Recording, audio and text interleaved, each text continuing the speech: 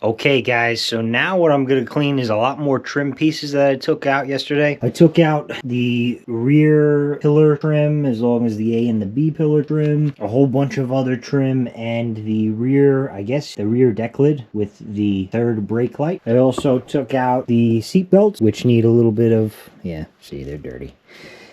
And I'll probably replace this shift knob eventually, but for now we'll refresh it. But it is definitely, it's well used. And I mean, this car only has 60,000 miles. I mean, yeah, it's a pretty decent amount of mileage on it. But, you know, I have other cars with 60,000 miles that are with parts that are nowhere near as abused as these. So I guess, you know, everybody's different how they take care of their car.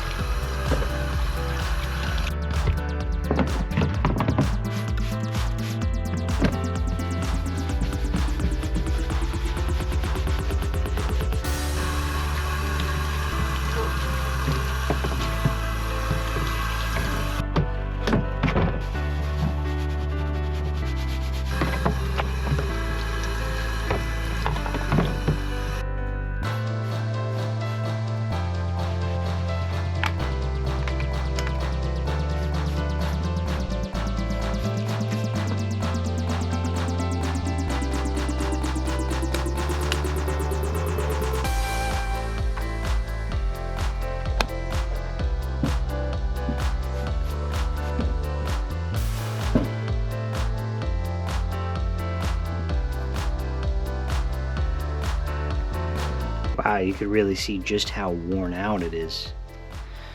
Oh, that leather is really worn out.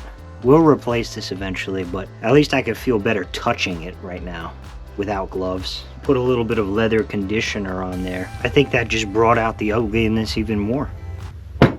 Alright guys, so a little update here. I let the seat belts dry overnight and they look way better. There was a lot of mud stuck to them. Now here's a tip guys, when you take your seat belts out and you leave them in this position, they will lock up.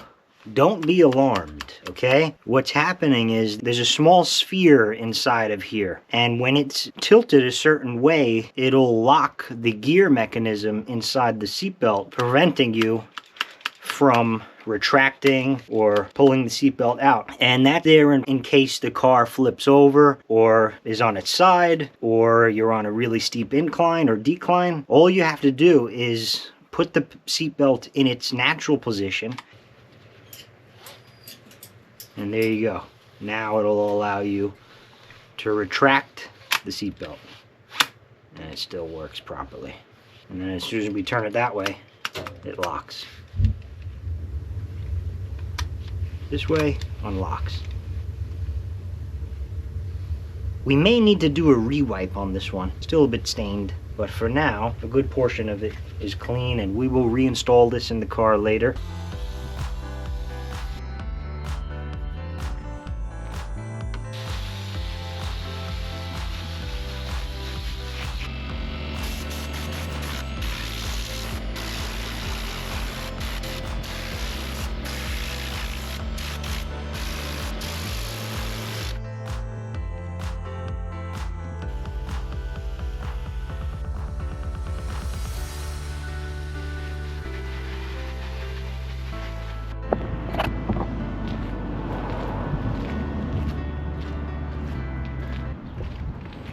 definitely needs a polish, but that'll be done after all the body work. Not bad paint.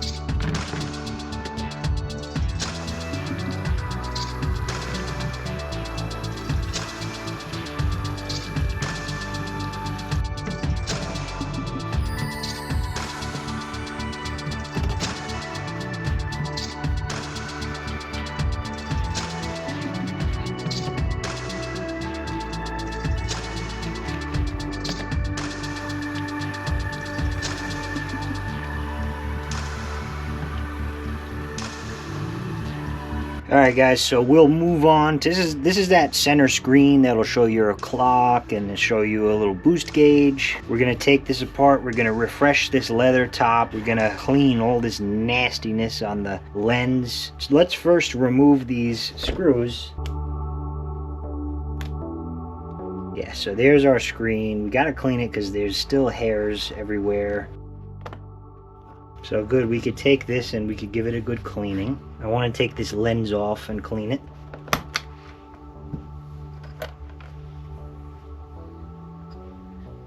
Luckily, no hair has gone onto the inside of the screen, so we got lucky here. We'll just give it a good wipe down.